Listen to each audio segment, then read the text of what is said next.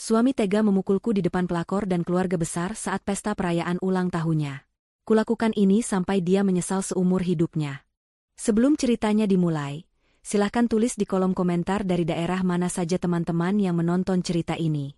Jangan lupa like dan subscribe agar channel ini bisa semakin berkembang dan bisa mempersembahkan cerita yang lebih menarik lagi.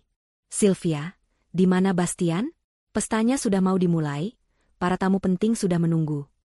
Suara ibu mertuanya, tajam dan tidak sabar, membelah dengung sopan di sekitar meja utama. Sylvia mengulas senyum yang telah ia latih selama 5 tahun terakhir. Senyum yang tenang, sabar, dan sedikit buram, dirancang untuk menenangkan dan tidak menarik perhatian. Sebentar lagi, Bu, Bastian bilang ada urusan mendadak yang harus diselesaikan. Ibu tahu sendiri, dia sangat perfeksionis. Jawabnya, suaranya lembut, menutupi badai kecil yang mulai bergejolak di dalam hatinya. Di sekelilingnya, restoran La Faute berkilauan dalam kemegahannya.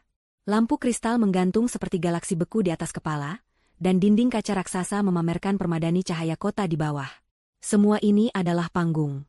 Panggung yang mahal dan sempurna, yang ironisnya, dia sendiri yang telah membangunnya secara diam-diam. Setiap detail dari perayaan ulang tahun ke-30 Bastian ini adalah hasil karyanya. Restoran ini, yang waiting listnya bisa mencapai 6 bulan, bisa didapatkan Bastian hanya dengan satu telepon, karena restoran ini adalah milik salah satu anak perusahaan dari Nusantara Group.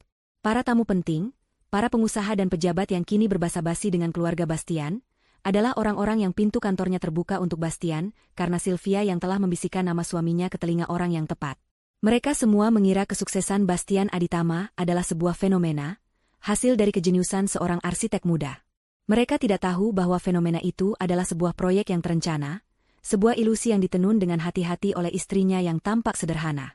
Sylvia merasa seperti seorang dalang yang bersembunyi di antara penonton, menyaksikan pertunjukan boneka kesayangannya. Namun malam ini, sang dalang merasa cemas, seolah bonekanya akan mulai bergerak di luar kendalinya. Di dalam tas kecilnya, sebuah kotak bludru hitam terasa dingin di tangannya. Isinya, sebuah jam tangan Patek Philippe edisi terbatas, adalah satu-satunya elemen malam ini yang murni berasal dari hatinya. Itu bukan bagian dari skenario besar untuk mengangkat citra Bastian. Itu adalah hadiah dari seorang istri untuk suami yang dicintainya. Hadiah yang dibeli dengan harapan tulus bahwa di balik semua kesuksesan yang telah ia rekayasa, pria yang dinikahinya 5 tahun lalu masih ada di sana. Pria yang dulu berjanji untuk mencintainya. Seorang gadis yatim piatu tanpa apa-apa, bukan karena apa yang bisa dia berikan. Malam ini, saat melihat Bastian memakai jam itu, Sylvia berharap bisa melihat kilau cinta yang tulus di matanya, bukan kilau arogansi seorang pria yang merasa telah menaklukkan dunia. Dia menatap keluarga suaminya. Ayah mertuanya yang pendiam, matanya terus melirik jam tangannya sendiri, menghitung potensi keuntungan dari setiap jabat tangan yang terjadi. Ibu mertuanya yang sibuk memamerkan status baru keluarga mereka kepada kerabat jauh. Mereka semua meminum anggur mahal dan menikmati hidangan mewah, buta terhadap fakta bahwa semua kemewahan ini mengalir dari sumber yang selama ini mereka pandang rendah. Mereka memandang Sylvia sebagai aksesori Bastian yang beruntung dan tidak sepadan. Jika saja mereka tahu bahwa seluruh fondasi kekayaan dan kehormatan baru mereka dibangun di atas restu, dan sumber daya dari wanita yang mereka anggap sebagai benalu keberuntungan. Saat itulah pintu utama restoran terbuka. Semua percakapan mereda. Bastian masuk, bukan dengan langkah tergesa-gesa seorang suami yang terlambat, melainkan dengan aura seorang penakluk. Dia tidak sendiri. Di lengannya, seorang wanita bergaun merah menyala bergantung mesra, seperti piala yang dengan bangga ia pamerkan. Wanita itu, Hana, berjalan dengan dagu terangkat, matanya yang tajam memindai ruangan dengan superioritas, seolah-olah dialah sang ratu yang baru saja tiba di pesta penobatannya. Jantung Sylvia serasa diremas. Badai kecil di hatinya kini telah berubah menjadi topan yang memporak-porandakan segalanya. Ini adalah gerakan di luar skenario. Ini adalah pengkhianatan yang bahkan tidak pernah berani ia bayangkan. Dia melihat Bastian membimbing Hana melewati para tamu, senyum bangga terpampang di wajahnya saat semua mata tertuju pada mereka. Dia tidak melihat ke arah Sylvia. Tatapannya hanya tertuju lurus ke depan, menuju kursi kehormatan, seolah hendak mendudukan ratu barunya di samping singgasananya. Kotak bludru di tangan Sylvia kini terasa seperti sebongkah es, membekukan hatinya hingga mati rasa. Pertunjukan malam ini ternyata memiliki babak kejutan. Dan Sylvia sadar, dia bukan lagi sang dalang. Dia adalah korban yang akan segera dipersembahkan di atas panggungnya sendiri. Keheningan yang pekat menyelimuti ruangan saat Bastian dan Hana berhenti di depan meja utama. Musik biola yang lembut berhenti, meninggalkan kekosongan yang memekakan telinga. Bastian berdeham, senyumnya tidak goyah sedikitpun. Ia tampak menikmati setiap detik dari drama yang ia ciptakan. Selamat malam, semuanya. Maaf membuat kalian menunggu. Terima kasih sudah datang di hari spesialku. Sapanya, suaranya memecah keheningan. Seperti yang kalian lihat, aku berada di puncak hidupku. Usia 30, karir yang mapan, dan masa depan yang cerah. Dia mengedarkan pandangannya, menatap wajah-wajah keluarganya yang tampak bingung namun terpukau. Dan di malam yang spesial ini, aku ingin berbagi kebahagiaan yang lebih besar lagi. Aku ingin kalian semua mengenal Hana. Dia menarik pinggang Hana lebih rapat, sebuah gestur kepemilikan yang vulgar. Hana bukan sekadar rekan bisnis. Dia adalah inspirasiku, semangat baruku. Dan aku ingin meminta restu dari ayah dan ibu, serta seluruh keluarga, untuk menjadikan Hana sebagai istri keduaku. Kami akan menikah siri dalam waktu dekat. Pernyataan itu jatuh seperti bom. Napas Sylvia tercekat di tenggorokan. Permintaan itu diucapkan dengan begitu enteng, seolah meminta izin untuk menambah koleksi mobil mewah, bukan untuk menghancurkan sebuah pernikahan dan hati seorang wanita.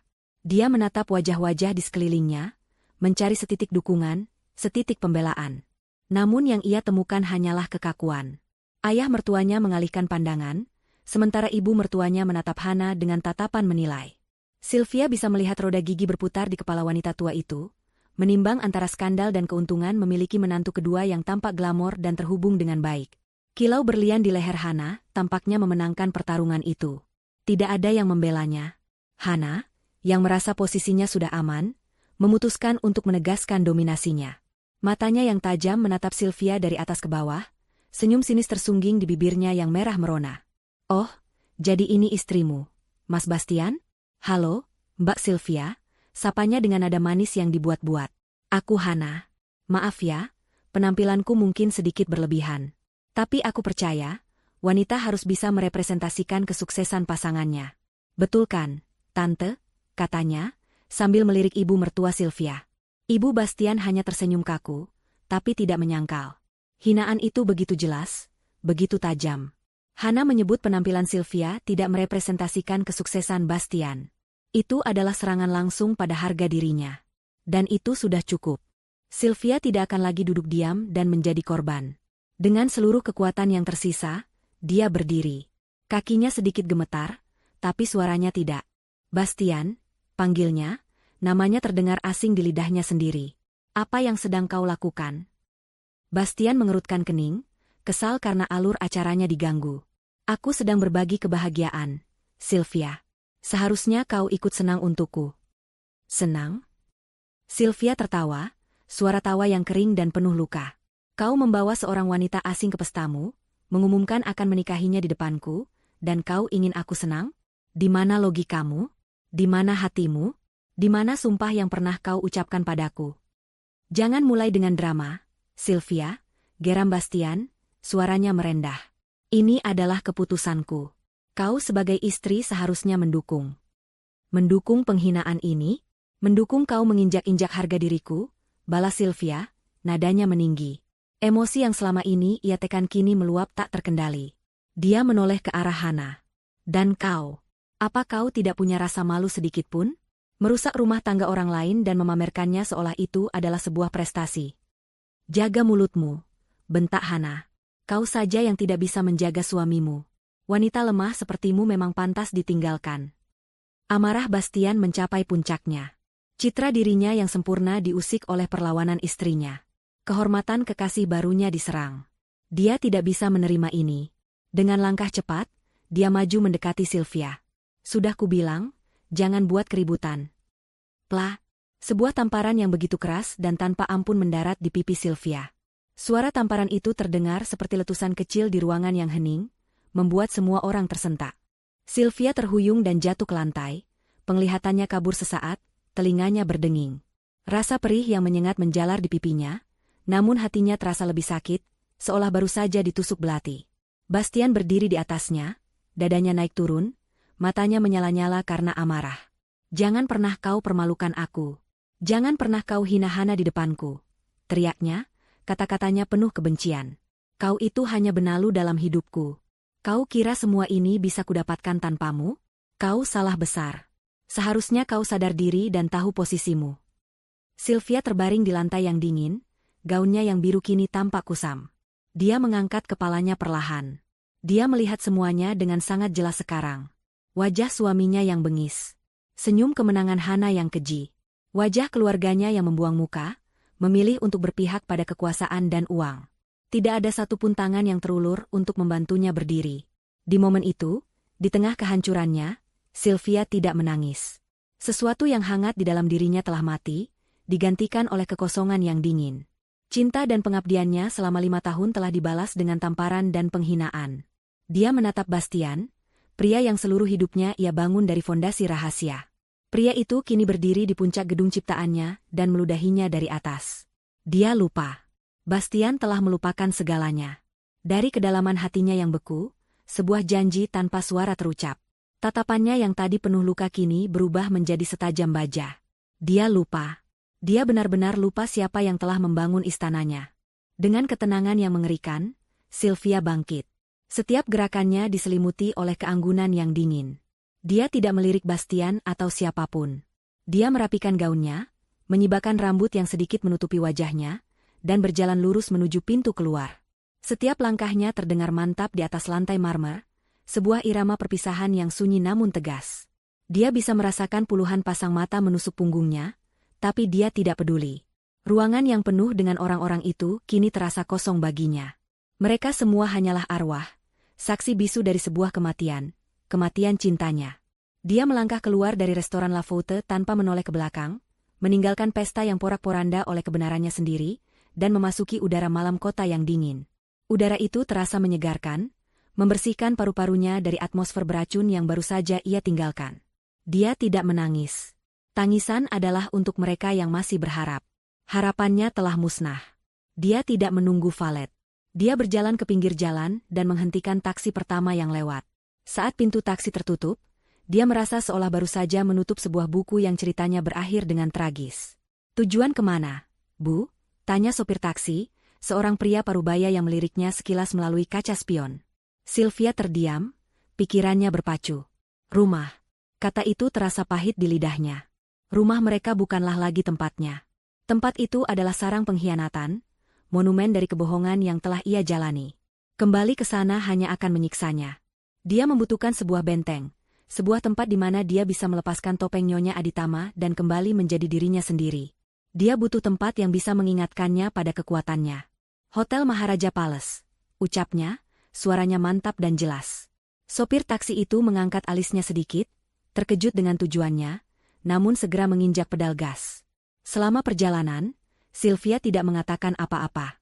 Dia hanya menatap keluar jendela, pada gedung-gedung pencakar langit yang menjulang angkuh. Dulu, dia melihat gedung-gedung itu sebagai bagian dari pemandangan kota. Sekarang, dia melihatnya sebagai aset, sebagai titik-titik di dalam peta kekuasaannya.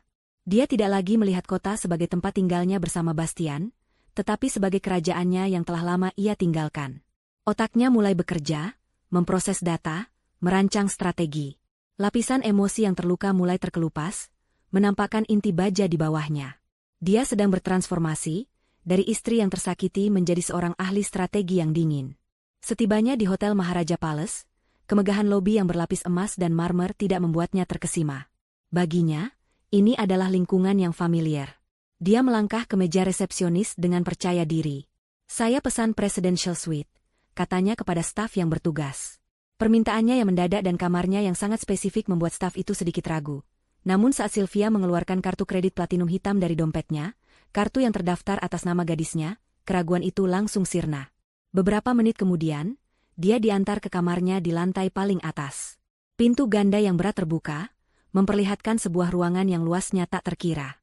Sebuah ruang tamu dengan sofa mewah, sebuah ruang makan pribadi, sebuah bar, dan sebuah kamar tidur dengan tempat tidur ukuran raja. Dindingnya yang terbuat dari kaca menyajikan pemandangan kota yang spektakuler. Ini adalah simbol kekuasaan dan kemewahan absolut. Sylvia berjalan masuk, dan untuk pertama kalinya sejak meninggalkan restoran, dia bisa bernapas dengan lega. Dia berada di wilayahnya. Hal pertama yang dilakukannya adalah melepaskan gaun biru sederhana itu. Dia menggulungnya menjadi bola dan melemparkannya ke sudut ruangan dengan jijik. Gaun itu adalah seragam dari kehidupan lamanya, kehidupan penuh kepura-puraan. Dia kemudian masuk ke kamar mandi, berdiri di bawah pancuran air selama hampir setengah jam, seolah ingin membersihkan bukan hanya kotoran, tetapi juga seluruh jejak Bastian dari kulit dan jiwanya. Saat dia keluar, terbalut jubah mandi sutra yang lembut, dia merasa seperti orang yang berbeda. Wajahnya di cermin masih sama, tetapi matanya memancarkan cahaya yang berbeda. Cahaya yang dingin, fokus, dan berbahaya. Dia membuka koper kecilnya yang selalu siap sedia. Di bagian dasarnya, di bawah lapisan palsu, tersimpan sebuah benda yang menjadi jembatan antara dua dunianya, sebuah ponsel satelit terenkripsi. Dia menyalakannya, dan layar monokromnya menyala dengan logo seekor Garuda yang gagah. Waktu menunjukkan pukul 1 dini hari. Dengan jari yang tidak lagi gemetar, dia menekan satu-satunya tombol panggilan cepat. Panggilan itu dijawab bahkan sebelum dering pertama berakhir.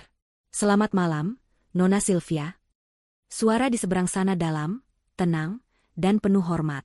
Itu adalah suara Pak Handoko, penasihat hukum dan orang kepercayaan keluarganya selama puluhan tahun. Dia adalah penjaga rahasianya, benteng pertahanannya. Sylvia berjalan ke arah jendela kaca, menatap kerlip lampu kota yang kini tampak seperti pion-pion di atas papan catur. "Pak Handoko," balasnya, suaranya tanpa emosi. "Masa istirahat saya selama 5 tahun sudah berakhir." "Kami sudah menunggu perintah Anda, Nona," jawab Pak Handoko, suaranya mengandung kesiapan mutlak. "Seluruh aset Nusantara Group siaga penuh. Apa langkah pertama kita?" "Aditama Mandiri," kata Sylvia, menyebut nama perusahaan suaminya seolah itu adalah nama musuh. "Saya mau laporan lengkapnya di meja saya besok pagi pukul 7. Setiap kontrak, setiap pinjaman bank, setiap nama di dewan direksi, dan yang terpenting, setiap sen uang yang mengalir dari kita ke mereka, baik secara langsung maupun tidak langsung. Laporan itu sudah ada di tablet Anda sekarang, Nona. Kami memperbaruinya setiap 24 jam, sesuai protokol," kata Pak Handoko. Efisiensinya adalah salah satu dari banyak alasan mengapa dia begitu dipercaya. Sylvia mengambil tablet yang sudah tersedia di meja kerja suite itu dan membukanya. Benar saja, sebuah file terenkripsi sudah menunggunya. Dia membukanya dengan sidik jarinya. Grafik, angka, dan diagram yang rumit memenuhi layar. Dia melihat bagaimana perusahaan Bastian dibangun di atas fondasi yang disediakan oleh Nusantara Group. Dia melihat bagaimana proyek-proyek terbesar Bastian dimenangkan karena perusahaan pesaing, yang juga diam-diam dimiliki oleh Nusantara Group, sengaja mengalah. Seluruh kejeniusan Bastian hanyalah sebuah sandiwara yang naskahnya ia tulis. Dia tidak memiliki apa-apa, desis Sylvia pada dirinya sendiri, lalu kembali berbicara pada Pak Handoko. "Siapkan tim. Kita akan mulai proses likuidasi senyap. Batalkan semua kontrak dari perusahaan afiliasi kita dengan alasan efisiensi. Tarik semua jaminan pinjaman yang kita berikan. Buat dia kesulitan mendapatkan bahan baku dari pemasok yang kita kontrol. Aku ingin arus kasnya mengering dalam 30 hari. Akan dilaksanakan, Nona. Itu akan membuatnya bangkrut," konfirmasi Pak Handoko. "Aku tidak ingin dia hanya bangkrut, Pak Handoko," koreksi Sylvia, matanya menyipit. "Aku ingin dia merasakannya. Perlahan. Aku ingin dia bangun setiap hari dengan masalah baru. Aku ingin dia melihat teman-temannya meninggalkannya. Aku ingin dia menelepon setiap kontaknya dan tidak ada yang mengangkat. Aku ingin dia merasakan keputusasaan yang merayap perlahan hingga mencekiknya." "Saya mengerti, Nona. Sebuah kehancuran yang metodis," simpul Pak Handoko. "Tepat," kata Sylvia. "Oh, dan satu lagi. Cari tahu semua tentang wanita bernama Hana. Latar belakangnya, keluarganya, hutang-hutangnya, ambisinya. Aku ingin tahu setiap kelemahannya." "Sudah dalam proses, Nona. Laporan awal akan siap bersamaan dengan sarapan Anda besok." "Kerja bagus, Pak Handoko. Terima kasih. Sebuah kehormatan bisa melayani Anda kembali, Nona Sylvia." Panggilan itu berakhir. Sylvia meletakkan ponselnya. Dia menatap bayangannya di kaca jendela. Wanita yang balas menatapnya bukan lagi istri yang lemah dan teraniaya. Itu adalah wajah seorang pewaris, seorang pemimpin, seorang ratu yang tahtanya telah coba direbut. Malam ini, Bastian telah menampar seorang istri, tetapi dia telah membangunkan seorang ratu. Dan sang ratu kini haus akan keadilan. Perang untuk merebut kembali semua yang menjadi miliknya, dan menghancurkan mereka yang mengkhianatinya, baru saja dimulai. Pagi datang membawa serta fajar baru, tidak hanya bagi kota yang mulai menggeliat di bawah sana, tetapi juga bagi Sylvia. Dia terbangun bukan karena alarm, melainkan karena cahaya matahari pertama yang menembus jendela raksasa Presidential Suite, menyepuh segala sesuatu di dalamnya dengan warna keemasan. Dia tidak tidur semalaman. Matanya menatap langit-langit, namun pikirannya menjelajahi labirin angka, strategi, dan kenangan pahit yang kini telah ia ubah menjadi bahan bakar. Kepedihan semalam telah mengkristal menjadi sebuah tujuan yang jernih. Tidak ada lagi air mata, yang tersisa hanyalah resolusi sedingin es. Dia bangkit dari tempat tidur, bukan dengan gerakan lesu seorang wanita yang patah hati, melainkan dengan energi terfokus seorang jenderal di pagi hari pertempuran. Pukul 6 pagi, seorang asisten pribadi dari hotel, yang telah diatur oleh Pak Handoko, datang mengantarkan serangkaian pakaian. Bukan lagi gaun-gaun sederhana yang biasa ia kenakan, melainkan setelan bisnis berwarna arang dari desainer ternama, blus sutra berwarna putih gading, dan sepasang sepatu hak tinggi yang tajam dan elegan. Transformasinya dimulai dari luar ke dalam. Saat dia menatap pantulan dirinya di cermin besar, wanita yang balas menatapnya adalah orang asing yang familiar. Sylvia, sang istri, telah tiada. Yang berdiri di sana adalah Nona Sylvia, pewaris tunggal Nusantara Group. Tepat pukul 8 pagi, sebuah sedan hitam anti peluru berhenti di lobi hotel. Pak Handoko sudah menunggu di samping pintu yang terbuka, membungkuk hormat saat Sylvia melangkah masuk. Pria berusia akhir 50-an itu, memiliki wajah yang tenang namun, tatapan matanya setajam elang. Dia telah mengabdi pada ayah Sylvia, dan kini kesetiaannya sepenuhnya tercurah pada sang putri tunggal. Selamat pagi, Nona Sylvia, sapanya. Perjalanan menuju Nusantara Tower sekitar 30 menit. Semua jajaran direksi sudah menunggu kehadiran Anda. Sylvia hanya mengangguk. Matanya menatap lurus ke depan. Di dalam mobil, tidak ada percakapan basa-basi. Pak Handoko menyerahkan sebuah tablet yang berisi ringkasan eksekutif dari semua hal yang perlu ia ketahui. Rapat Dewan Darurat, agenda strategis, dan tentu saja, laporan mendalam mengenai Aditama Mandiri dan Hana. Saat mobil memasuki kawasan bisnis utama, gedung-gedung pencakar langit yang menjulang seolah memberi hormat. Namun, tidak ada yang semegah Nusantara Tower. Gedung setinggi 100 lantai itu adalah jantung dari kerajaan bisnis keluarganya, sebuah monolit dari kaca dan baja yang melambangkan kekuasaan dan pengaruh. Selama 5 tahun, Sylvia hanya melewatinya, melihatnya sebagai bagian dari masa lalu yang ia tinggalkan demi cinta. Hari ini, dia kembali bukan sebagai pengunjung, tetapi sebagai penguasa. Mobil berhenti di lobi pribadi di lantai dasar. Saat pintu lift khusus terbuka langsung di lantai teratas, di mana ruang dewan berada, seluruh jajaran direksi, pria-pria parubaya yang namanya selalu muncul di majalah bisnis terkemuka, serentak berdiri dan menundukkan kepala. Keheningan yang penuh hormat menyelimuti ruangan. Mereka semua tahu siapa Sylvia. Mereka semua telah bersumpah setia pada ayahnya untuk melindungi sang pewaris, dan mereka telah menunggu hari ini tiba.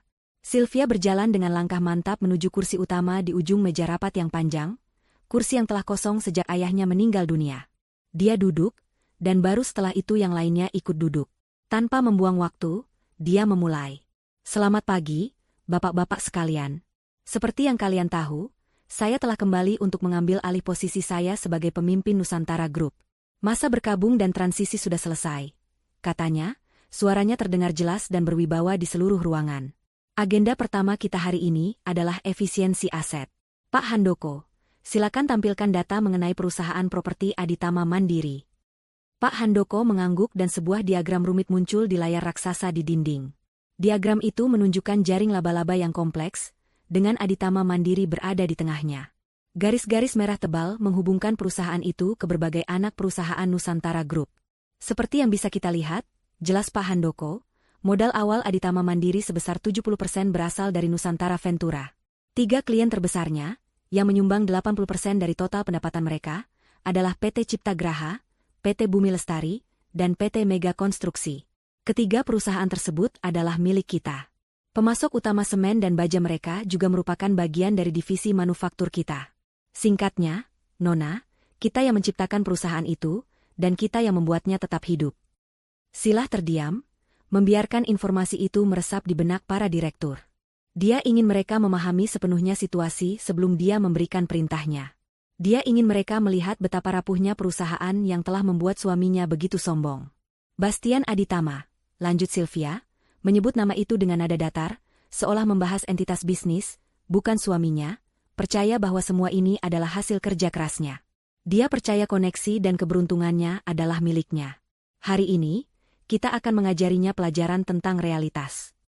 Dia berdiri, tatapannya menyapu setiap wajah di ruangan itu.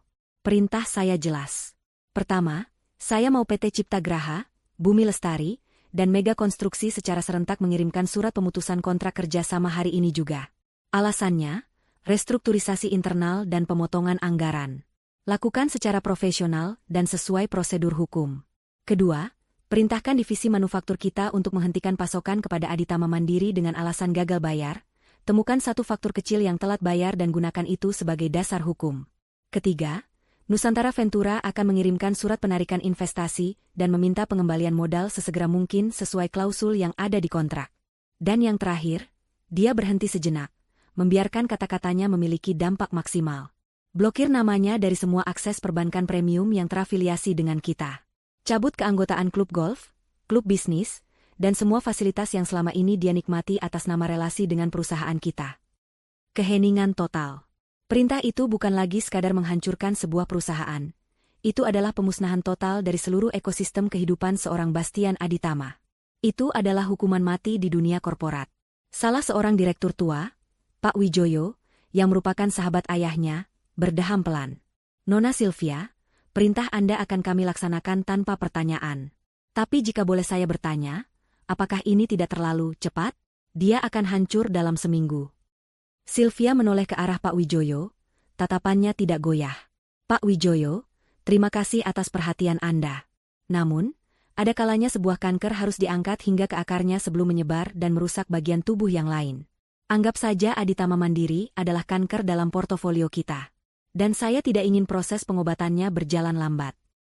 Jawabannya yang tegas dan tanpa emosi membuat semua orang mengerti. Ini bukan lagi urusan pribadi, ini telah menjadi keputusan bisnis. Ratu mereka telah berbicara. Setelah rapat selesai, Sylvia tidak langsung pulang. Dia menghabiskan sisa harinya di kantor ayahnya yang telah lama tak terpakai. Ruangan itu besar, dengan jendela yang menghadap ke seluruh penjuru kota. Dia duduk di kursi kulit ayahnya, merasakan kembali beban dan kekuatan yang datang bersama posisi itu.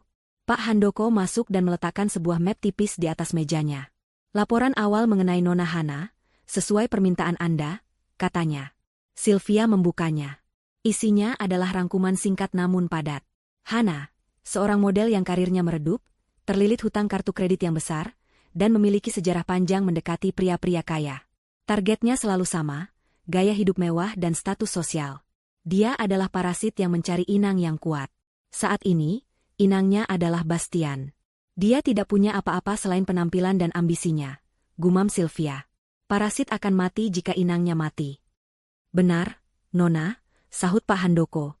Tapi parasit yang putus asa bisa sangat merepotkan. Dia akan mencari inang baru secepat mungkin. Biarkan saja dia mencari, kata Sylvia, menutup map itu. Tatapannya kembali ke jendela, ke arah gedung kantor Aditama Mandiri yang dari kejauhan tampak kecil. Saat badai datang, tikus-tikus akan menjadi yang pertama meninggalkan kapal yang akan karam. Aku justru ingin melihat bagaimana dia akan bereaksi saat kemewahan di sekelilingnya mulai terkelupas satu persatu. Biarkan dia merasakan fondasinya retak perlahan. Buat dia percaya ini adalah kegagalan bisnis suaminya sendiri. Bastian Aditama terbangun dengan perasaan seorang pemenang. Sinar matahari menerobos masuk melalui celah tirai di apartemen mewah Hana, tempat dia menginap sejak malam perayaan ulang tahunnya. Dia tidak pulang ke rumahnya bersama Sylvia. Dia bahkan tidak mengirim pesan. Baginya, Sylvia adalah masa lalu, sebuah babak yang telah ia tutup dengan sebuah tamparan tegas. Di sampingnya, Hana tertidur pulas, wajahnya tampak damai. Bastian tersenyum. Inilah hidup yang pantas ia dapatkan. Seorang wanita cantik di sisinya, dan sebuah kerajaan bisnis di bawah kakinya.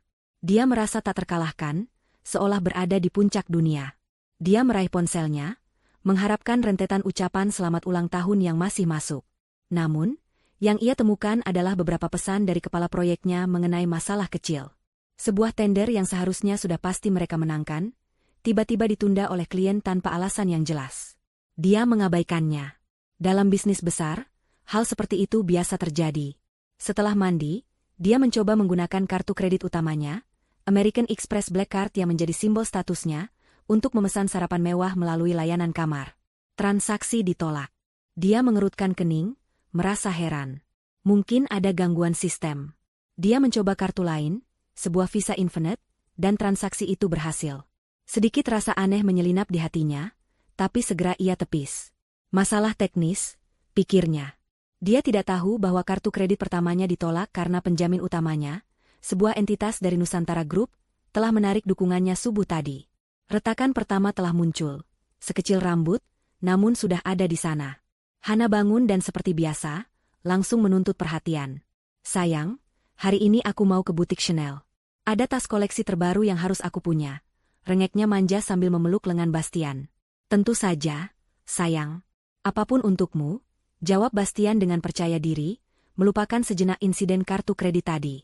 Siang ini aku ada rapat penting, tapi setelah itu kita bisa langsung ke sana. Bastian tiba di kantornya, Aditama Mandiri, dengan langkah angkuh. Dia menyapa para stafnya dengan senyum puas. Namun, suasana kantor terasa sedikit berbeda. Sekretarisnya, Rini, menyambutnya dengan wajah cemas. Selamat pagi, Pak Bastian. Ada beberapa masalah mendesak. Ada apa, Rini? Jangan ganggu pagiku dengan hal-hal sepele, sahut Bastian sambil melonggarkan dasinya. Ini tidak sepele, Pak, kata Rini dengan suara gemetar. 3 klien terbesar kita, PT Cipta Graha, Bumi Lestari, dan Mega Konstruksi, baru saja mengirimkan surat pemutusan kontrak secara bersamaan. Suratnya datang melalui kurir 10 menit yang lalu. Dunia Bastian seolah berhenti berputar. Cipta Graha, Bumi Lestari, Mega Konstruksi, ketiga perusahaan itu adalah pilar utama perusahaannya. Kehilangan salah satunya saja sudah menjadi bencana. Apalagi ketiganya sekaligus di hari yang sama. Apa alasannya? Tanyanya, suaranya kini kehilangan nada arogansinya. Semuanya sama, Pak. Restrukturisasi internal perusahaan induk mereka. Mereka membatalkan semua proyek ekspansi untuk sementara waktu, jelas Rini sambil menyerahkan 3 pucuk surat resmi. Bastian membaca surat-surat itu dengan tangan yang mulai berkeringat. Ini tidak masuk akal. Ketiga perusahaan itu berasal dari grup konglomerat yang berbeda. Bagaimana mungkin mereka melakukan restrukturisasi di hari yang sama dengan alasan yang sama persis? Ini seperti sebuah gerakan yang terkoordinasi. Dia mencoba menghubungi CEO dari masing-masing perusahaan, orang-orang yang biasanya selalu menyambut panggilannya dengan hangat. Namun hari ini, panggilannya ditolak atau hanya dijawab oleh sekretaris dengan alasan, sedang rapat. Dinding-dinding tak kasat mata mulai dibangun di sekelilingnya. Belum selesai keterkejutannya, kepala bagian keuangannya masuk ke ruangannya tanpa mengetuk pintu, wajahnya pucat pasi. Pak, pemasok utama kita, Jaya Steel, menghentikan pengiriman baja untuk proyek apartemen kita di pusat kota. Mereka bilang kita ada tunggakan pembayaran. Tunggakan? Omong kosong. Kita selalu membayar tepat waktu, bentak Bastian. Ada satu faktur kecil dari 3 bulan lalu yang katanya telat bayar 2 hari, Pak. Dan mereka menggunakan itu sebagai alasan untuk membatalkan seluruh kontrak pasokan jangka panjang kita. Proyek kita bisa berhenti total. Bastian merasa pusing. Kepalanya berdenyut-denyut. Ini mimpi buruk. Dalam waktu kurang dari 1 jam, kerajaannya yang ia bangun dengan susah payah mulai runtuh. Dia mencoba berpikir jernih. Dia butuh dana segar untuk menutupi lubang yang tiba-tiba menganga ini. Dia butuh investor baru. Dia segera menghubungi beberapa bankir dan pemodal Ventura yang selama ini selalu mengejar-ngejarnya, menawarkan pinjaman dan investasi. Namun, jawabannya sama. Penolakan yang sopan namun tegas. Maaf, Pak Bastian, saat ini kami sedang menahan diri untuk investasi di sektor properti. Kami melihat ada sedikit ketidakstabilan dalam arus kas perusahaan Anda. Siang harinya, Bastian menyerah. Dia membatalkan semua jadwalnya dan memutuskan untuk menenangkan diri dengan memenuhi janji pada Hana. Dia harus menjaga citranya di depan kekasih barunya. Mereka pergi ke mall paling mewah di kota.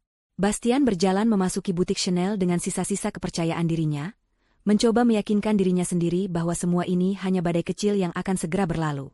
Aku mau yang itu, kata Hana, menunjuk sebuah tas tangan berwarna putih gading yang harganya setara dengan sebuah mobil. Tentu, kata Bastian sambil tersenyum, lalu menyerahkan kartu Visa Infinite miliknya kepada Pramuniaga. Beberapa saat kemudian, Pramuniaga itu kembali dengan wajah menyesal. Mohon maaf, Pak, kartu ini juga ditolak. Limitnya tidak mencukupi. Bastian membeku. Hana menatapnya dengan pandangan tak percaya, kemudian berubah menjadi jengkel. Apa maksudmu ditolak? Katanya kartumu tidak ada batasnya, desisnya, merasa malu karena beberapa pengunjung lain mulai melirik ke arah mereka. Mungkin ada kesalahan. Saya akan hubungi bank, kata Bastian, wajahnya memerah karena malu dan panik. Dia mencoba menelepon pihak bank, dan setelah menunggu beberapa lama, dia mendapatkan jawaban yang membuatnya lemas.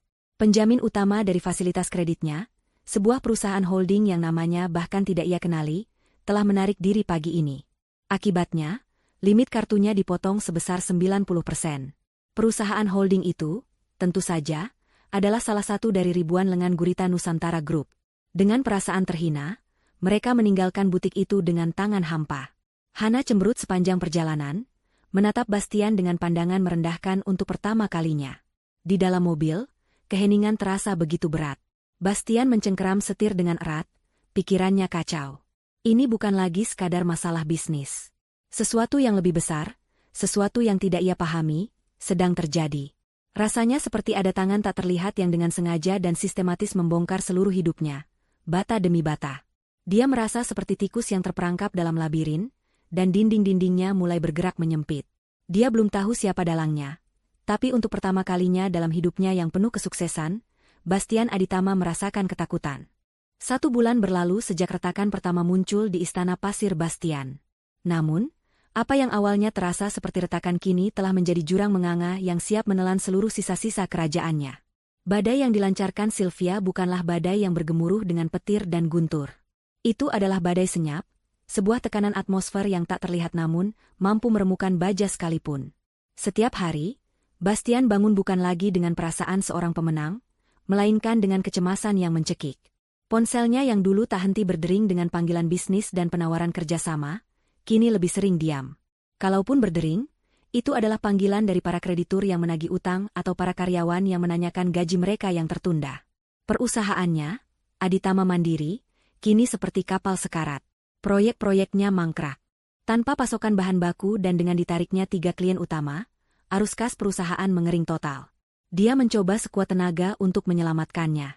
Dia mengadakan rapat tanpa henti, memutar otaknya untuk mencari solusi, menghubungi setiap nama dalam daftar kontaknya, bahkan yang paling tidak penting sekalipun, untuk memohon pinjaman atau proyek.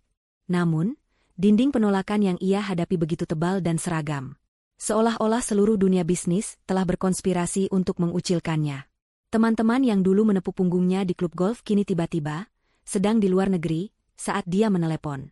Relasi bisnis yang dulu memujinya setinggi langit kini sedang sibuk dalam rapat tanpa batas waktu. Dia terisolasi, sendirian di tengah lautan masalah yang ia ciptakan tanpa sadar. Di sisi lain, di dalam Nusantara Tower, Sylvia memantau semuanya dari singgasananya. Setiap pagi, Pak Handoko akan menyajikan laporan harian tentang kondisi Aditama Mandiri, lengkap dengan transkrip telepon Bastian yang berhasil disadap dan laporan pergerakan keuangannya.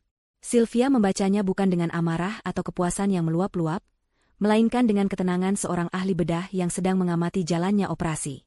Dia melihat kepanikan Bastian, usahanya yang sia-sia, dan keputusasaannya yang semakin dalam. Setiap penolakan yang diterima Bastian adalah hasil dari satu panggilan telepon singkat dari timnya. Setiap pintu yang tertutup di depan wajah Bastian adalah pintu yang telah ia kunci dari dalam. Dia mengendalikan badai itu dengan presisi mutlak, memastikan kehancurannya berjalan sesuai tempo yang ia inginkan, lambat, menyakitkan, dan tak terhindarkan.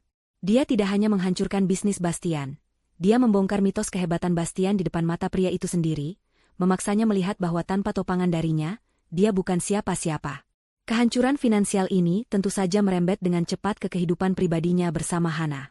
Apartemen mewah tempat mereka tinggal mulai terasa seperti penjara. Hana, yang terbiasa dengan gaya hidup tanpa batas, kini harus menghadapi kenyataan pahit. Tidak ada lagi sesi belanja tanpa berpikir, tidak ada lagi makan malam di restoran bintang 5, tidak ada lagi liburan dadakan ke luar negeri. Awalnya, dia mencoba bersabar, percaya pada janji-janji Bastian bahwa ini hanyalah masalah sementara. Namun, seiring berjalannya waktu, kesabarannya menipis, digantikan oleh kekesalan dan tuntutan yang tiada henti. Sampai kapan kita harus hidup seperti ini? Bas, teman-temanku mengajak ke Bali minggu depan, dan aku harus menolak karena kita tidak punya uang. Ini memalukan, keluh Hana suatu malam, sambil melempar majalah mode ke meja. Sabar, sayang. Aku sedang berusaha, jawab Bastian dengan lelah. Dia baru saja pulang setelah seharian penuh menghadapi penolakan dan tatapan kasihan. Dia tidak butuh lagi omelan di rumah. Berusaha? Aku tidak melihat hasilnya, balas Hana dengan ketus. Mobil sportmu sudah kau jual.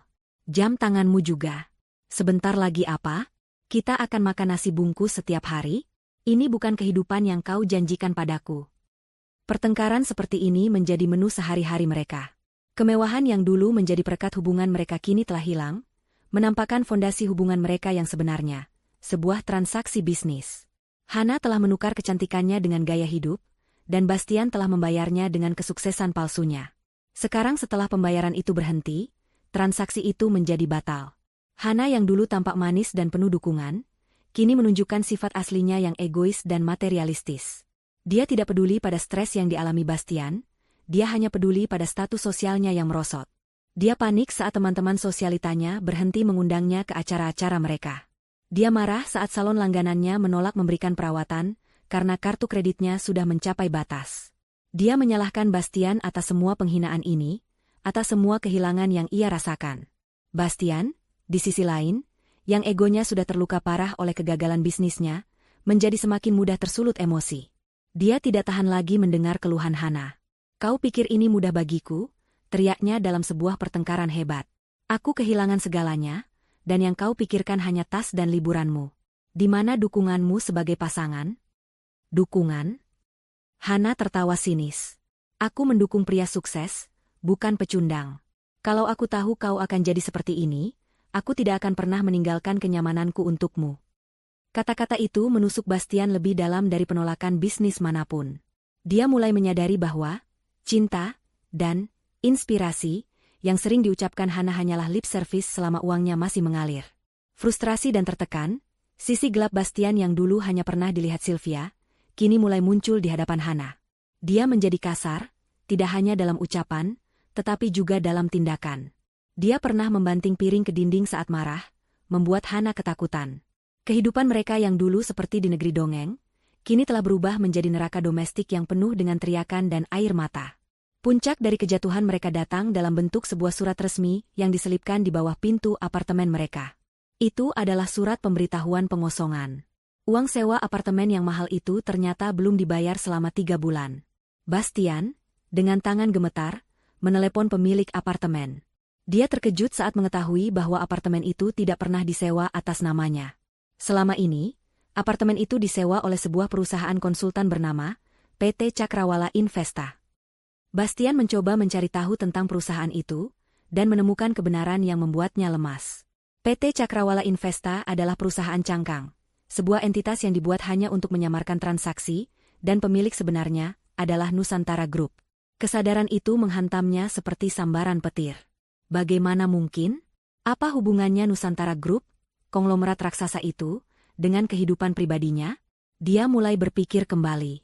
3 klien besarnya yang menghilang, pemasoknya, bank-bank yang menolaknya, semuanya adalah perusahaan besar yang kemungkinan memiliki hubungan bisnis dengan Nusantara Group. Dan sekarang, apartemen kekasihnya. Ini bukan lagi kebetulan. Ini adalah sebuah pola. Ini adalah serangan yang terencana. Tapi kenapa? Siapa di Nusantara Group yang begitu membencinya, hingga ingin menghancurkannya sampai ke akar-akarnya? Dia tidak punya musuh sekuat itu. Pikirannya buntu. Dia tidak bisa melihat benang merahnya.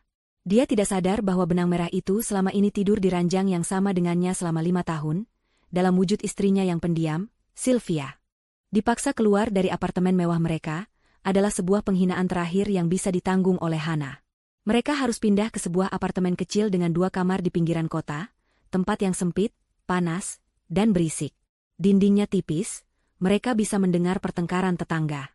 Tidak ada lagi kolam renang pribadi, tidak ada lagi gym, tidak ada lagi layanan kamar. Bagi Hana, ini adalah neraka di bumi. Dia menatap tumpukan kotak berisi pakaian dan tas bermereknya yang kini memenuhi ruang tamu yang sempit, tampak begitu tidak pada tempatnya. Barang-barang mewah itu kini seperti artefak dari kehidupan lain yang telah direnggut darinya. Kesabarannya telah mencapai titik nol. Bastian, di sisi lain, tampak seperti orang yang kehilangan jiwa. Dia lebih banyak diam, duduk di sofa murah sambil menatap kosong ke dinding. Kebingungan atas serangan tak terlihat yang menimpanya telah menyedot seluruh energinya. Dalam keputusasaannya, dia melakukan sesuatu yang tidak pernah ia bayangkan akan ia lakukan. Dia mencoba menghubungi Sylvia. Dia tidak tahu di mana Sylvia tinggal, karena rumah mereka bersama juga telah disita oleh bank. Dia menelepon nomor lama Sylvia, berharap nomor itu masih aktif. Dia tidak menelepon untuk meminta maaf. Dia menelepon karena dia butuh bantuan. Egonya masih terlalu tinggi untuk mengakui kesalahannya, tapi keputusasiannya lebih besar lagi. Mungkin Sylvia, dengan sifat lembutnya, akan luluh dan mau membantunya, setidaknya memberinya sedikit uang untuk bertahan hidup. Namun, panggilannya tidak pernah tersambung. Nomor itu sudah tidak aktif. Dengan pilihan yang semakin menipis, dia menelan harga dirinya dan menelepon orang tuanya, menceritakan sebagian kecil dari masalahnya. Tentu saja, dia tidak menceritakan tentang Hana atau bagaimana dia telah mengusir Sylvia. Dia hanya mengatakan bisnisnya sedang mengalami kesulitan besar. Namun, orang tuanya, yang gaya hidupnya juga ikut terangkat karena kesuksesan Bastian, tidak bisa berbuat banyak. Mereka hanya bisa menawarkan dukungan moral dan sedikit uang yang tidak akan cukup bahkan untuk membayar sewa apartemen kumuh itu selama sebulan. Bastian merasa benar-benar sendirian.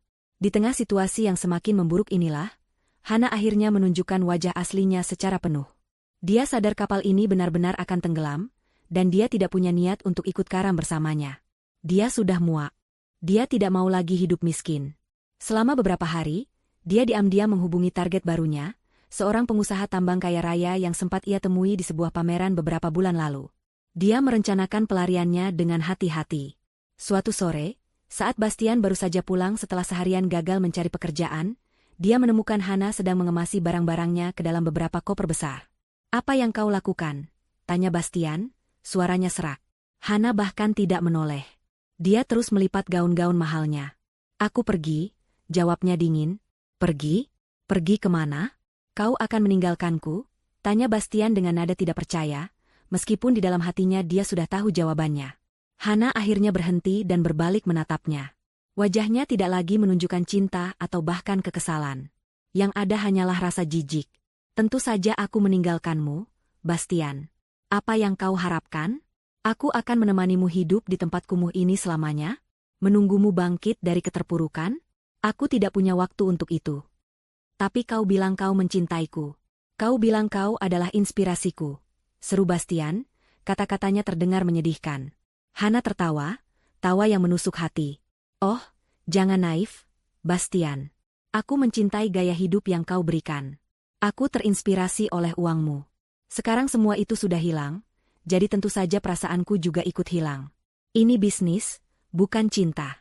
Dan investasiku padamu sudah gagal total." Dia berjalan ke arah Bastian, tatapannya dingin. "Dengar, aku sebenarnya kasihan padamu. Kau pikir kau hebat. Kau pikir kau menaklukkan dunia. Padahal kau hanya beruntung. Dan sekarang keberuntunganmu sudah habis." Dia mengeluarkan sebuah amplop dari tasnya dan melemparkannya ke dada Bastian. "Ini, sebagai hadiah perpisahan." Bastian membuka amplop itu dengan bingung. Isinya adalah salinan surat panggilan dari sebuah firma hukum ternama. Surat itu menyatakan bahwa Nyonya Sylvia telah secara resmi mengajukan gugatan cerai, dan juga menuntut pembagian harta Gonogini, termasuk seluruh aset perusahaan Aditama Mandiri yang dianggap sebagai aset bersama. "Pengacaraku yang memberikannya padaku. Dia bilang istrimu yang sederhana, itu ternyata menyewa pengacara paling mahal di kota," kata Hana dengan nada mengejek. "Kau bukan hanya akan menjadi miskin, Bastian. Kau akan terlilit hutang seumur hidupmu. Selamat menikmati kehancuranmu." Sebelum Bastian bisa berkata apa-apa, Hana menarik koper-kopernya dan berjalan menuju pintu. Namun, sebelum benar-benar pergi, dia berhenti dan berbalik sekali lagi. "Oh, ya. Aku juga sudah menguras sisa uang di rekening gabungan kita. Anggap saja sebagai pesangon untuk waktu yang sudah kubuang sia-sia bersamamu." Pintu pun tertutup, meninggalkan Bastian sendirian di tengah ruangan yang terasa semakin sempit dan menyesakan. Dia merosot ke lantai, memegangi surat panggilan itu. Hatinya hancur berkeping-keping. Dikhianati oleh wanita yang ia puja, ditinggalkan saat ia berada di titik terendah, dan kini harus menghadapi gugatan cerai dari wanita yang telah ia buang. Rasa sakit, penyesalan, dan kemarahan bercampur menjadi satu. Dia meraung, sebuah raungan putus asa dari seorang pria yang telah kehilangan segalanya. Wajah bidadari yang selama ini ia puja ternyata adalah wajah seorang iblis berhati dingin yang hanya menginginkan hartanya. Dan kini, harta itu telah lenyap, dan sang iblis pun telah terbang mencari mangsa berikutnya. Hari-hari setelah kepergian Hana, adalah sebuah kabut penderitaan bagi Bastian. Dia hidup seperti mayat hidup di dalam apartemennya yang sempit dan pengap. Sisa uangnya yang sedikit ia gunakan untuk membeli makanan instan dan minuman keras murah. Dia tidak lagi berusaha mencari pekerjaan atau menyelamatkan perusahaannya. Gugatan cerai dari Sylvia telah menjadi paku terakhir di peti mati semangatnya. Dia merasa dunia telah berakhir. Surat panggilan dari sebuah firma hukum ternama terletak di atas meja. Sampulnya yang tebal dan berkelas seolah mengejek kondisi hidupnya yang menyedihkan. Dia mengabaikannya selama mungkin, berharap masalah itu akan hilang dengan sendirinya. Namun, tentu saja tidak. Panggilan telepon dari firma hukum itu mulai menerornya, mengingatkannya akan jadwal pertemuan yang tidak bisa ia hindari. Dengan sisa-sisa tenaga yang ada, dia sadar dia harus menghadapi ini. Mungkin dia bisa memohon pada Sylvia, mencoba membangkitkan sisa cinta atau belas kasihan yang mungkin masih ada. Itu adalah satu-satunya harapannya. Pada hari yang ditentukan, Bastian berusaha membuat penampilannya serapi mungkin. Dia mengenakan satu-satunya kemeja bagus yang belum ia jual, menyetrikanya dengan susah payah. Dia bercukur, mencoba menyembunyikan lingkaran hitam di bawah matanya dan wajahnya yang tirus. Namun, usahanya sia-sia. Aura kegagalan dan keputusasaan melekat erat padanya, tidak bisa ditutupi oleh pakaian apapun. Dia berangkat menuju alamat kantor hukum itu menggunakan transportasi umum, sebuah pengalaman yang terasa begitu asing dan merendahkan baginya. Alamat itu membawanya ke jantung kawasan bisnis paling elit di kota, ke sebuah gedung pencakar langit yang bahkan lebih megah dari Nusantara Tower. Nama gedung itu adalah The Pinnacle, dan hanya perusahaan-perusahaan paling berpengaruh di dunia yang mampu menyewa ruang kantor di sana. Bastian merasa semakin kecil dan tidak berarti saat melangkah masuk ke lobi marmernya yang luas. Dia menyebutkan tujuannya ke resepsionis, dan diarahkan menuju lift pribadi yang membawanya langsung ke lantai paling atas. Saat pintu lift terbuka, dia disambut oleh seorang wanita muda yang sangat profesional. Suasananya bukan seperti kantor hukum biasa. Dindingnya dihiasi karya seni asli, perabotannya tampak seperti koleksi museum, dan udaranya terasa begitu tenang dan berkuasa. Ini lebih terasa seperti markas besar sebuah dinasti daripada tempat para pengacara bekerja. Selamat siang, Bapak Bastian Aditama. Silakan lewat sini. Ruang rapat sudah disiapkan, kata wanita itu dengan sopan namun tanpa kehangatan. Bastian mengikutinya melewati koridor yang panjang. Dia menduga akan dibawa ke sebuah ruangan kecil untuk bertemu dengan pengacara Sylvia. Namun, dia justru diantar ke sebuah pintu ganda yang terbuat dari kayu mahoni. Pintu itu terbuka, menampakkan sebuah ruang dewan yang sangat besar dan mewah. Sebuah meja panjang dari kayu solid yang dipernis mengkilap mendominasi ruangan, dikelilingi oleh puluhan kursi kulit yang tampak mahal. Di salah satu ujung ruangan, sebuah dinding kaca raksasa menyajikan pemandangan kota yang menakjubkan. Bastian menelan ludah. Kenapa pertemuan gugatan cerai diadakan di tempat seperti ini? Ini terasa lebih seperti pengambil alihan perusahaan daripada mediasi perceraian. Silakan duduk, Pak Bastian. Nyonya Sylvia akan segera bergabung dengan Anda, kata asisten itu, menunjuk ke sebuah kursi di salah satu sisi meja. Bastian duduk dengan canggung, merasa seperti seorang terdakwa yang menunggu sidangnya dimulai. Di atas meja di hadapannya hanya ada segelas air putih dan sebuah map tipis. Keheningan di ruangan itu begitu pekat, seolah menyerap semua suaranya. Dia menunggu selama hampir 15 menit, setiap detiknya terasa seperti 1 jam. Kegugupannya semakin menjadi-jadi. Dia mulai berpikir ini adalah sebuah taktik intimidasi. Akhirnya, pintu di ujung ruangan terbuka. Bastian menegakkan tubuhnya, menyiapkan diri untuk melihat Sylvia. Namun, yang masuk bukanlah istrinya, melainkan sekelompok pria parubaya berjas mahal yang berjalan dengan aura kekuasaan yang tak terbantahkan. Bastian mengenali beberapa wajah mereka dari majalah bisnis. Mereka adalah para direktur dan komisaris dari Nusantara Group. Jantung Bastian mulai berdebar kencang. Apa yang dilakukan orang-orang ini di sini? Di belakang mereka, berjalan Pak Budi, pria yang selama ini hanya ia kenal sebagai paman jauh, Sylvia yang pendiam.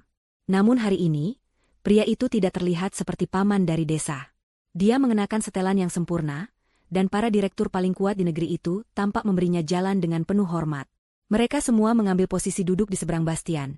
Menatapnya dengan ekspresi datar dan dingin, membuatnya merasa seperti spesimen di bawah mikroskop. Kebingungan Bastian mencapai puncaknya. Apa ini? Di mana Sylvia? Kenapa para petinggi Nusantara Group ini yang menemuinya? Saat itulah pintu utama yang tadi ia lewati kembali terbuka. Semua pria di meja itu serentak berdiri. Bastian ikut menoleh. Dan di sana, berdiri Sylvia. Namun, ini bukan Sylvia yang ia kenal. Ini bukan istri sederhana bergaun biru yang ia tampar sebulan lalu. Wanita yang berdiri di ambang pintu itu adalah seorang ratu. Dia mengenakan setelan bisnis berwarna putih gading yang memancarkan kekuatan, rambutnya disanggul dengan rapi, dan riasannya tipis namun tegas. Matanya yang dulu lembut kini setajam elang, menatap lurus ke arah Bastian tanpa sedikit pun keraguan. Dia melangkah masuk ke dalam ruangan, sepatu hak tingginya berketuk di lantai marmer, setiap langkahnya penuh dengan otoritas. Dia tidak duduk di samping para direktur. Dia berjalan ke ujung meja, ke kursi utama yang paling besar, kursi sang pemimpin. Para direktur, termasuk Pak Budi, baru duduk setelah Sylvia duduk. Bastian masih terpaku di kursinya, mulutnya sedikit terbuka. Dia tidak bisa memproses apa yang sedang terjadi. Wanita yang selama 5 tahun ini memasak untuknya, mencuci pakaiannya, dan hidup dalam bayang-bayangnya, kini duduk di singgasana kekuasaan, dikelilingi oleh orang-orang paling berpengaruh di negeri ini. Sylvia menatap Bastian, tatapan mereka bertemu di seberang meja panjang itu. Tidak ada kemarahan di matanya. Tidak ada kesedihan. Yang ada hanyalah ketenangan dingin yang jauh lebih menakutkan daripada amarah manapun. "Selamat datang di kantor pusat saya, Bastian," kata Sylvia, suaranya yang tenang menggema di ruangan yang sunyi. "Maaf membuatmu menunggu. Ada beberapa urusan mendesak mengenai akuisisi perusahaan di Eropa yang harus kuselesaikan." Bastian tidak bisa berkata-kata. "Kantor pusatmu?" Hanya itu yang berhasil keluar dari mulutnya, suaranya terdengar seperti bisikan. Tepat saat itu, pintu di ujung ruangan kembali terbuka. 2 orang staf masuk, mengantar kedua orang tua Bastian. Wajah mereka tampak bingung dan sedikit ketakutan. Mereka diundang ke sana dengan dalih akan bertemu dengan Sylvia, untuk membahas penyelesaian perceraian putra mereka secara kekeluargaan. Mereka tidak menyangka akan masuk ke dalam sebuah arena penghakiman. Mereka diantar ke kursi di samping Bastian, tampak semakin kecil di bawah kemegahan ruangan itu. Sylvia menatap mertuanya sejenak, lalu kembali fokus pada Bastian. "Ya, Bastian. Kantor pusatku. Atau lebih tepatnya, kantor pusat Nusantara Group, perusahaan warisan keluarga saya," jelasnya dengan nada datar. "Saya kira sudah saatnya kita berhenti bermain pura-pura. Mari kita mulai audit atas investasi yang sudah keluarga saya berikan kepadamu selama 5 tahun terakhir." Kata-kata Sylvia menggantung di udara seperti vonis yang telah dijatuhkan. Bastian menatapnya dengan tatapan kosong, otaknya berusaha keras mencerna informasi yang mustahil itu. Nusantara Group? Warisan keluarga Sylvia? Istrinya yang ia anggap sebagai gadis yatim piatu yang beruntung, ternyata adalah pewaris tahta salah satu konglomerat terbesar di Asia? Semua ini terasa seperti lelucon yang kejam, sebuah mimpi buruk yang tidak masuk akal. Di sampingnya, kedua orang tuanya terperangah, mulut mereka ternganga. Wajah Ibu Bastian yang biasanya angkuh kini pucat pasi seperti kertas. "Saya tidak mengerti," bisik Bastian, menggelengkan kepalanya pelan. "Ini tidak mungkin. Kau berbohong." Sylvia tersenyum tipis, sebuah senyuman tanpa humor. "Apakah aku terlihat seperti sedang berbohong, Bastian?" tanyanya tenang. Dia kemudian memberi isyarat kepada Pak Budi. "Pak Budi, mungkin Anda bisa membantu menyegarkan ingatan suami saya." Pak Budi berdiri, dan layar raksasa di dinding di belakang Sylvia menyala. Muncullah logo Aditama Mandiri, diikuti oleh serangkaian dokumen dan bagan alur keuangan. "Bapak Bastian Aditama," mulai Pak Budi dengan suara profesionalnya yang dingin. 5 tahun lalu, Anda mendirikan Aditama Mandiri dengan modal awal 10 miliar rupiah. Anda selalu mengatakan kepada media bahwa modal itu berasal dari pinjaman lunak seorang investor anonim yang percaya pada visi Anda. Layar menampilkan salinan transfer bank. Investor anonim itu adalah Nusantara Ventura, salah satu anak perusahaan kami. Pinjaman itu difasilitasi langsung atas perintah pribadi Nona Sylvia. Wajah Bastian semakin pucat. Dia ingat betul momen itu, momen yang ia anggap sebagai keajaiban dan bukti kehebatannya. Ternyata itu semua rekayasa. "Proyek pertama Anda, apartemen, The Oasis." Lanjut Pak Budi, layar berganti menampilkan gambar-gambar proyek tersebut. "Anda memenangkan tendernya melawan 2 perusahaan besar lainnya. Kenyataannya, kedua perusahaan itu, PT Bangun Persada dan PT Gria Kencana, juga adalah milik kami. Mereka diperintahkan untuk mengajukan penawaran yang lebih tinggi agar Anda bisa menang dan membangun portofolio Anda." Setiap kata Pak Budi adalah sebuah pukulan telak yang meruntuhkan semua fondasi kebanggaan Bastian. Setiap keberhasilan dalam karirnya dibedah satu persatu, menunjukkan tangan tak terlihat dari Nusantara Group di baliknya. Klien-klien besar, izin bangunan yang selalu mulus, liputan media yang positif, semuanya adalah bagian dari skenario besar yang ditulis oleh Sylvia. Bastian bukan seorang jenius bisnis. Dia hanyalah seorang aktor utama dalam sebuah pertunjukan yang sangat mahal, dan dia bahkan tidak menyadari perannya. Semua kesuksesanmu, Sylvia akhirnya angkat bicara, suaranya memotong penjelasan Pak Budi. Setiap tepuk tangan yang kau terima, setiap artikel di majalah yang memujimu, setiap sen keuntungan yang kau nikmati, semuanya berasal dariku, Bastian. Aku memberimu sebuah dunia, sebuah kerajaan, karena aku mencintaimu. Aku ingin kau merasa hebat, merasa berhasil. Aku naif, kukira dengan memberimu semua itu, kau akan menjadi pria yang lebih baik, suami yang lebih setia. Ternyata aku salah. Kekuasaan yang kuberikan justru membuatmu menjadi monster yang arogan. Dia berhenti, menatap lurus ke mata Bastian yang kini dipenuhi kengerian. Kau tahu apa kesalahan terbesarmu? Kau mulai percaya pada kebohongan itu. Kau mulai percaya bahwa kau adalah raja. Dan kau lupa pada wanita yang membangunkan tahta untukmu. Sylvia memberi isyarat lagi. Layar raksasa itu kini menampilkan sebuah video. Video dari kamera CCTV di restoran La Faute malam itu. Seluruh ruangan dipaksa untuk menonton kembali adegan penghinaan itu dalam kualitas definisi tinggi. Mereka melihat Bastian masuk menggandeng Hana. Mereka mendengar setiap kata hinaan dari mulut Hana. Dan puncaknya, mereka melihat dengan sangat jelas gerakan tangan Bastian yang menampar pipi Sylvia, diikuti oleh tubuh Sylvia yang jatuh ke lantai. Suara tamparan itu terdengar begitu keras di ruangan yang senyap, membuat ibu Bastian tersentak dan menangis tertahan. Itu. Suara Bastian tercekat. Aku bisa jelaskan? Tidak ada yang perlu dijelaskan, potong Sylvia dengan dingin. Rekaman ini sudah menjelaskan segalanya. Ini adalah bukti watakmu yang sebenarnya. Ini adalah harga dari cintaku. Dia mematikan video itu dan kembali menatap Bastian. Ayah Bastian kini menunduk dalam, wajahnya memerah karena malu yang luar biasa pada kelakuan putranya. Selama 5 tahun aku hidup dalam kebohongan untukmu, lanjut Sylvia. Aku berpura-pura menjadi wanita biasa agar kau mencintaiku apa adanya, bukan karena hartaku. Tapi ternyata, yang kau cintai bukanlah aku. Yang kau cintai adalah kesuksesan dan status yang datang bersamaku, yang ironisnya tidak pernah kau sadari berasal dariku. Kau menukar berlian dengan kerikil jalanan, Bastian. Dia mengambil 2 tumpuk dokumen tebal yang ada di depannya dan mendorongnya ke tengah meja, ke arah Bastian. Sekarang, mari kita bicara bisnis.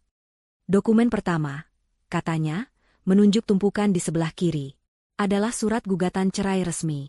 Aku tidak akan mempersulitnya. Aku hanya ingin namaku bersih dari namamu secepat mungkin. Aku tidak menuntut harta gonogini darimu, karena seperti yang sudah kita ketahui bersama, memang tidak ada apapun yang menjadi milikmu. Dokumen kedua, lanjutnya, menunjuk tumpukan di sebelah kanan dengan senyum tipis yang mengerikan. Ini jauh lebih menarik. Ini adalah tagihan. Rincian dari setiap rupiah yang telah Nusantara Group investasikan padamu, baik secara langsung maupun tidak langsung, ditambah bunga. Ini adalah tagihan untuk seluruh ilusi kehebatan yang telah kau nikmati selama 5 tahun. Anggap saja sebagai biaya sewa untuk kehidupan impianmu. Bastian membuka dokumen kedua itu dengan tangan gemetar. Matanya membelalak saat melihat angka di halaman terakhir. Jumlahnya begitu fantastis, angka yang bahkan tidak bisa ia bayangkan. Dia tidak akan bisa melunasinya bahkan jika dia hidup selama 1000 tahun.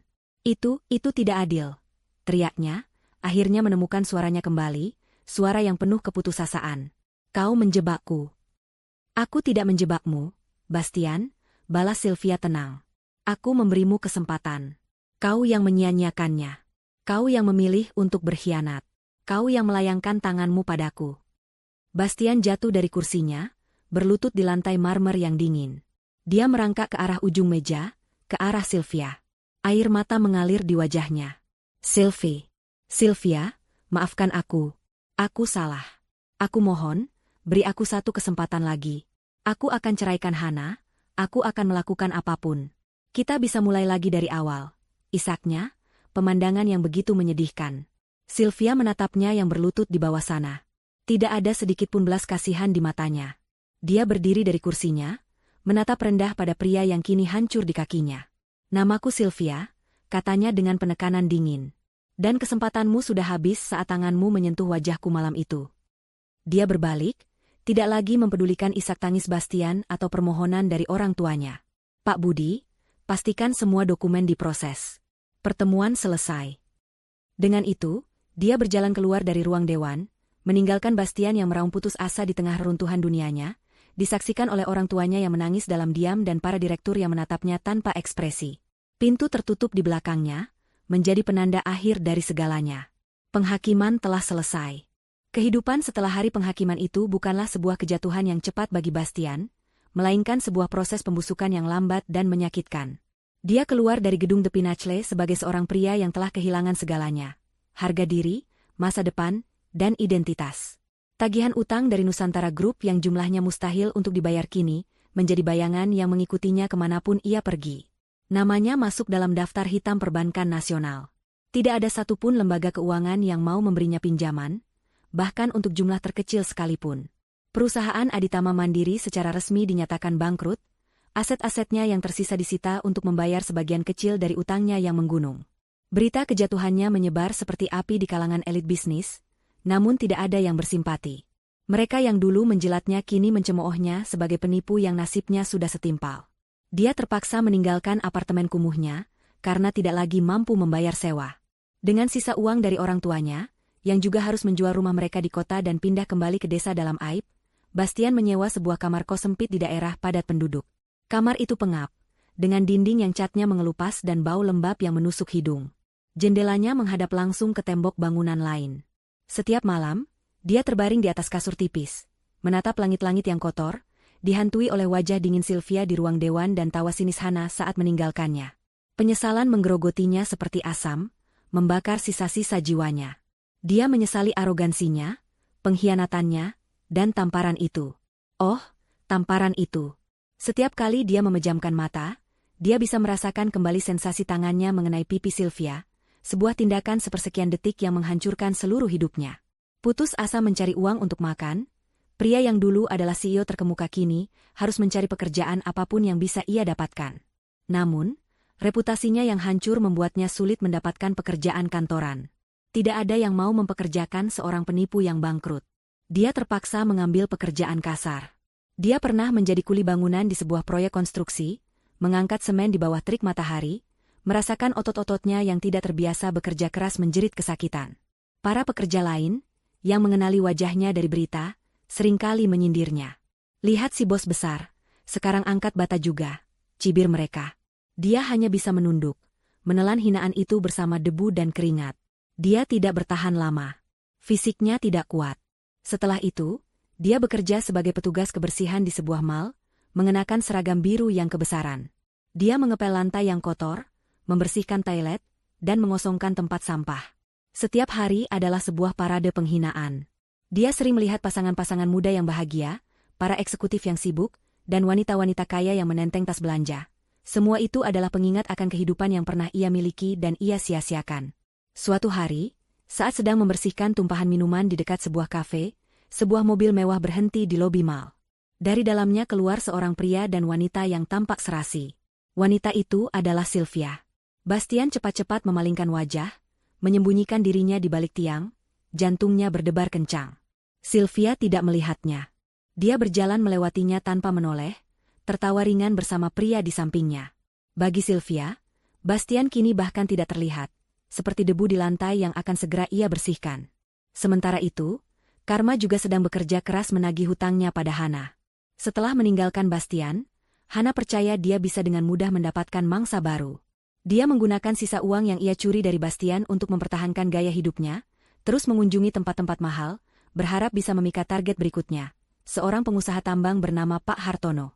Dia berhasil mendapatkan perhatian pria itu, merayunya dengan pesona dan cerita sedih palsu tentang bagaimana dia terjebak dengan mantan suami yang kasar. Namun, Hana salah perhitungan. Dia tidak tahu bahwa istri Pak Hartono, Ibu Ratih, bukanlah wanita rumahan yang naif.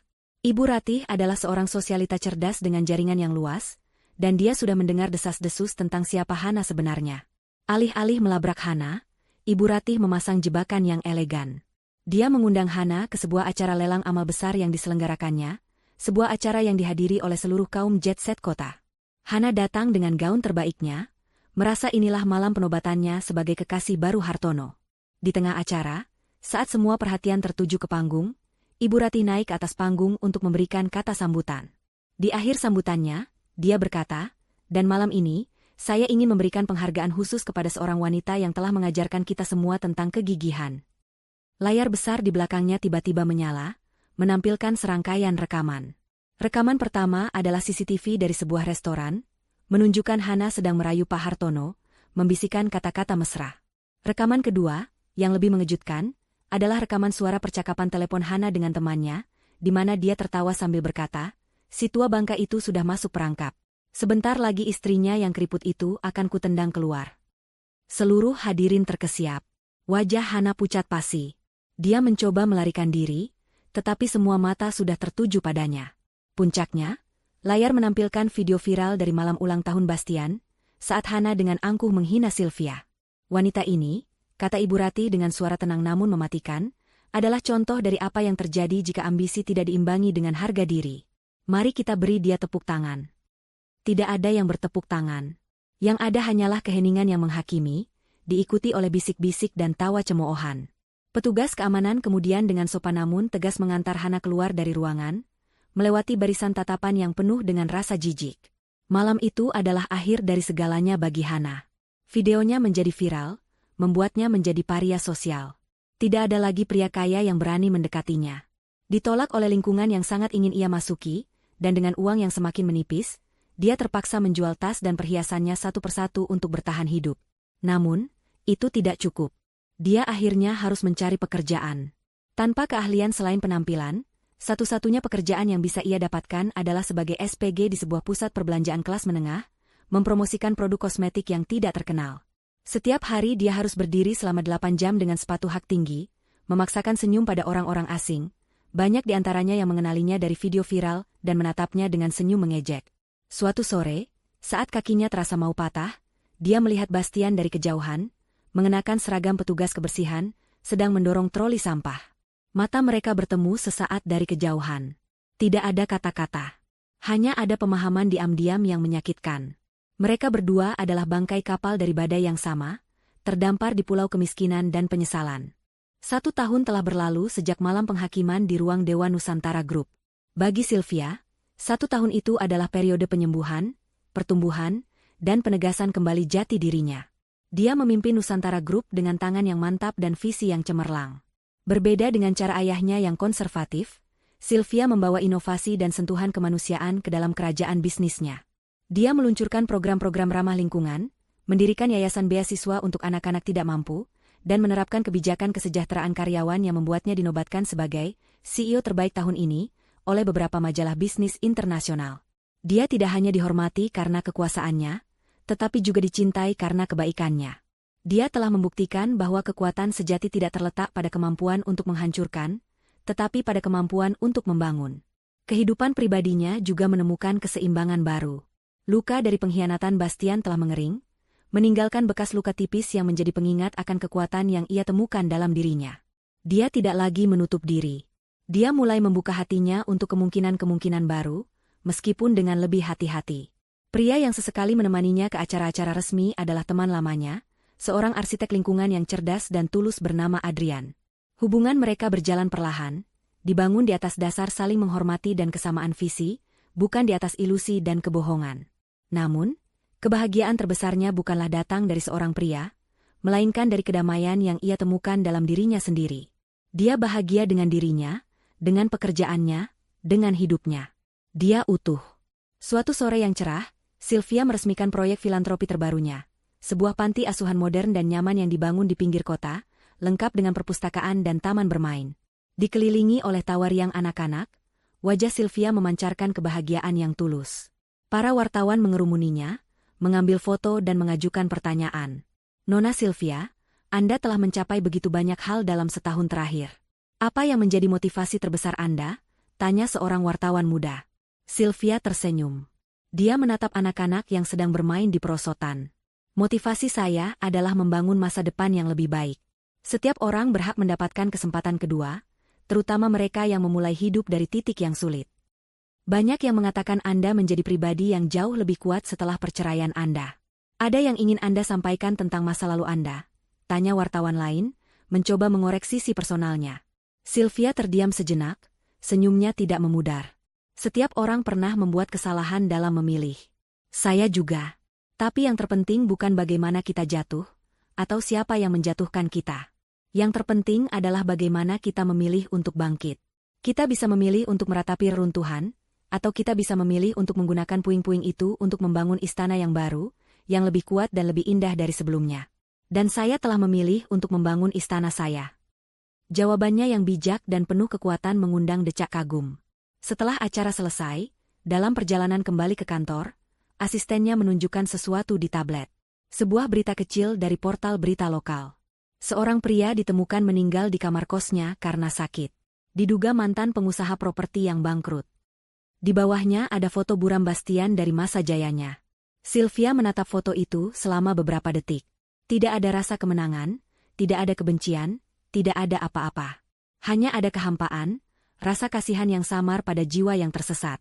Dia telah menghukum Bastian, dan karma telah menyelesaikan sisanya. Pria itu telah menjadi catatan kaki yang tidak penting dalam buku kehidupannya yang megah. Semoga dia menemukan kedamaian, bisiknya pelan, lalu mengalihkan perhatiannya kembali ke dokumen pekerjaan di depannya. Dia sudah sepenuhnya melangkah maju. Cerita berakhir dengan sebuah adegan tanpa dialog.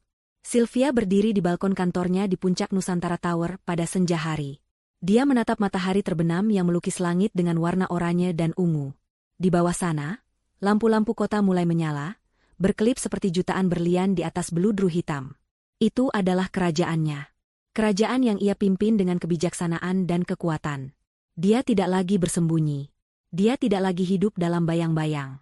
Dia menarik napas dalam-dalam, merasakan angin sepau-sepau menerpa wajahnya.